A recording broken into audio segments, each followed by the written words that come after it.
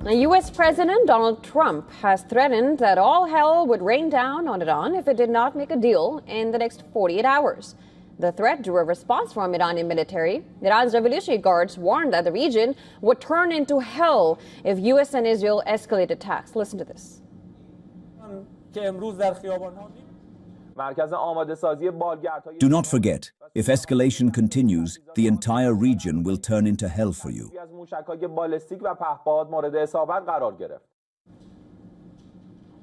Now, it has been more than a month since the start of the war effectively closed off the Strait of Hormuz, a vital transport route through which about a fifth of the world's oil and gas usually pass. Global fuel prices have soared due to the energy export disruptions, and according to reports, 108 tankers have departed the Hormuz since 1st March, which is roughly 3 tankers a day. This includes the Iran-linked ones. However, reports cited recent U.S. intelligence assessment that warned that Iran is unlikely to open Hormuz anytime soon because its grip on the strait provides the only real leverage it has over the U.S. Now, there are 4 key reasons the U.S. has not moved to secure the Strait of Hormuz, militarily that is. First, it would divert critical military assets needed for broader war objectives. Second, securing the strait requires control of surrounding land, potentially involving risky ground operations along Iran's coastline. Third, protecting shipping would demand significant naval resources with multiple ships needed for each escort mission. And finally, the risk may outweigh the benefits, as U.S. warships and their crews remain vulnerable to Iranian drones, missiles, and uncrewed vessels unless those threats are first reduced.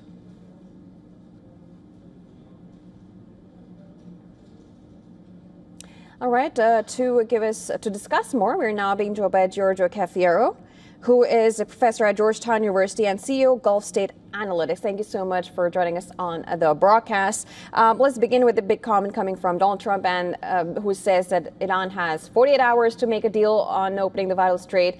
Iran has, of course, retaliated, saying they are warning of hell across not just U.S. targets anymore, but across region. And of course, how do you assess this going forward? And what action do you think will be taken if at all these 48 hours pass without Iran actually getting to a deal? And do you think they would if there's any chance of off-ramp right now? Yeah, thanks for having me back on your program to discuss these important developments. I think that Trump has sort of found himself in a trap, and he's quite desperate. He does not have many good options at this point. I think he realizes that, and his strategy seems to be not really one of trying to negotiate with Iran in any serious manner, but just sort of issuing maximalist demands and then threatening, unspeakable amounts of violence on Iran in the event that they don't comply with the demands. I think from Trump's perspective, this is his most realistic option for getting Iran to do what he would like the country to do. But I will say that if history is any guide, the Iranians tend to not cave into this sort of pressure, or as they see it, outright bullying from the United States. And I think that Iran has demonstrated that it really controls the escalation ladder. And therefore, while the United States might make good on these threats that Trump is issuing, I think it's pretty clear that Iran has demonstrated that it is not blinking in this conflict. The regime has proven very resilient and capable of continuing to not only move up the escalation ladder, but to actually be the party controlling it. And would you say that it is still in control, and would it also, I mean, even in future, how long do you think Iran can actually keep up with this effort? Well, it's a good question, but I would say ultimately time is on Iran's side. This is not to be dismissive of the extent to which the United States and Israel have inflicted massive amounts of death and destruction across Iran. But I think, the government in Iran has more support from its people in terms of resisting the American and Israeli war of aggression on the country than Donald Trump has from the American public. And also we see that support for this war in Israel is going down, evidenced by growing unrest with these protests in Israel against their country's war in Iran. There is an economic cost that the United States is paying, and your program was mentioning this a few minutes ago. So that is also a factor that is putting pressure on Trump to try to wind down this conflict sooner rather than later. I think that there's also something to say about a different mindset between the people of Iran and many other countries in the world.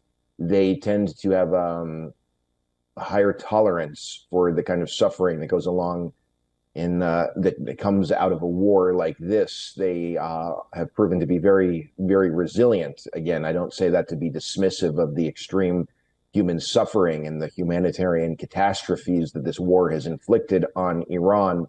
But I think when it comes to this question about having the two countries both underwater, which one comes up to breathe first, I think that's going to be the United States, not Iran.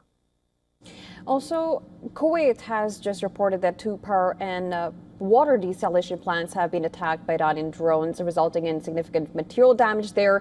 Now, desalination plants are the lifeline of Gulf states. And since Iran has now warned of regional escalation because it has warned of hell in the region, not just on U.S. targets anymore, is there any kind of retaliation that we can see from the Gulf states if their desalination plants are targeted? Yeah, well, this is a really important question you're raising. A lot of the analysis that we've seen about how this war is impacting GCC states relates to the oil and gas sectors of these countries and what's going on with the Strait of Hormuz. But issues of water security are perhaps the most important, the highest stakes issues here for the GCC states. 5 out of 6 of the GCC states are absolutely dependent on these desalination plants. So real basic questions of human survival, human security in the GCC states are at stake when we consider Iran's potential to carry out more attacks on the desalination plants. To get to your question, how might the GCC states respond? Well, I think what they want is to see de-escalation as quickly as possible. There has been quite a bit of buzz, a lot of talk these past couple of weeks about the GCC states waging their own military operations against Iran. We can certainly get into it, but the bottom line is there would be very, very high risks that the GCC states would have to accept if they choose to go down that path. So I think rather than the GCC states choosing to wage their military operations against Iran, I think they will, in general, be pushing for de-escalation. Of course, we're talking about 6 different countries, not claiming that they're going to act in a uniform manner necessarily.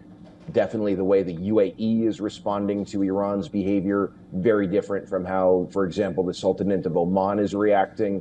But as I said, I think when we look at the 6 GCC states, in general, there's a real desire to try to see de-escalation as quickly as possible. I think they all understand that a continuation of this war is not going to lead the GCC states to a good place. They don't have much appetite for a continuation of this conflict.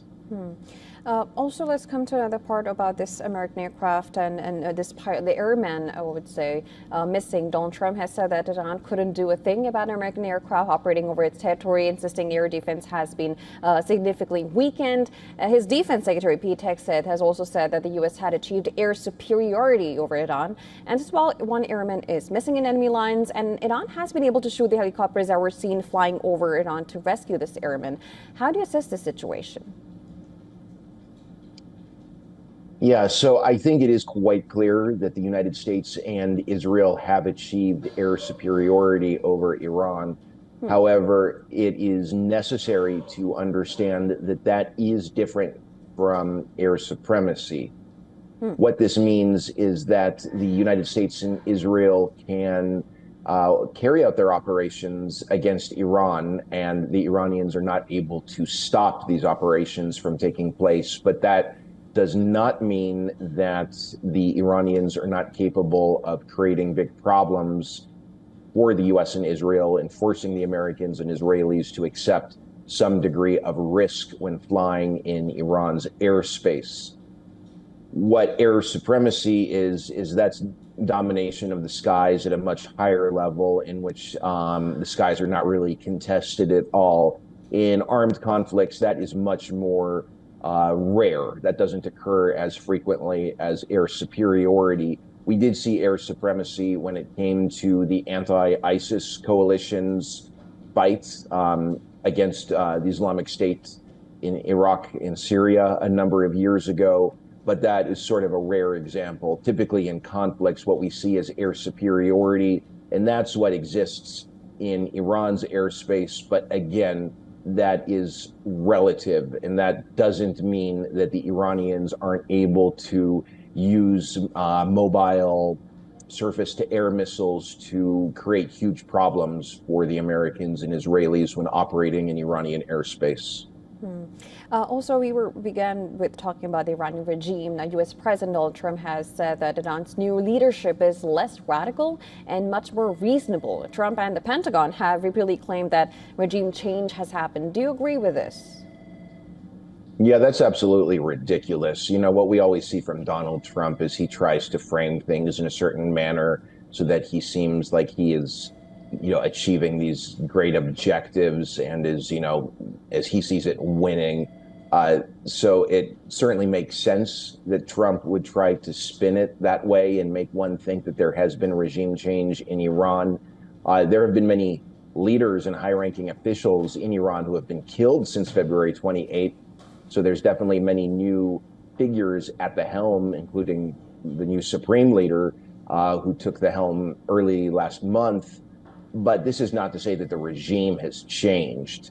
I mean, the new supreme leader is the son of the previous supreme leader. As far as this comment goes about Iran being less radical, that is also ridiculous. I think what we're seeing now is a new phase in the Islamic Republic in which the leadership is going to be much more focused on resistance. It's going to be much less willing to make compromises, make concessions to the West. It's probably going to be much more aggressive toward its Arab neighbors. It's probably going to accelerate its geopolitical and geoeconomic movement toward greater alignment with Russia and China, it will be much less likely to engage the West, at least in the types of manners that we saw from Iran throughout the 2000s, the 2010s. So I really think that Trump is just completely off with that kind of, with those kinds of comments. Also, I would like to come back to the Strait of Hormuz. Iran has been able to take control of it. And of course, we've seen this warning from Trump. He says that you need to open the Strait of Hormuz. But on the same time, we've had Trump saying that, of course, that's not the priority for them. At the same time, Iran has just recently allowed an Iraq ship to just pass through the Strait of Hormuz. And French vessel has been the first one from the Europeans.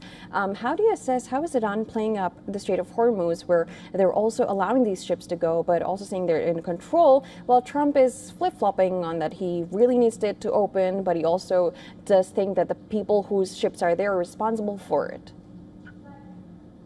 Yeah, well, Trump is obviously all over the map when it comes to the Strait of Hormuz, like so many other issues related to this conflict. You know, his speech last week in which he talked about the strait sort of naturally opening. I mean, I don't think we even know how to respond to that. We don't even understand what he means by natural opening of the Strait of Hormuz.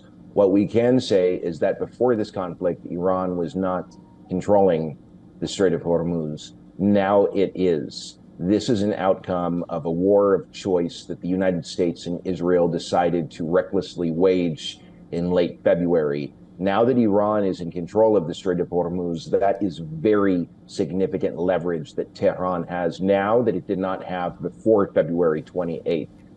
The countries around the world, including some of the ones you mentioned, understand that being able to safely transit the Strait of Hormuz requires having some sort of an arrangement with the Iranians.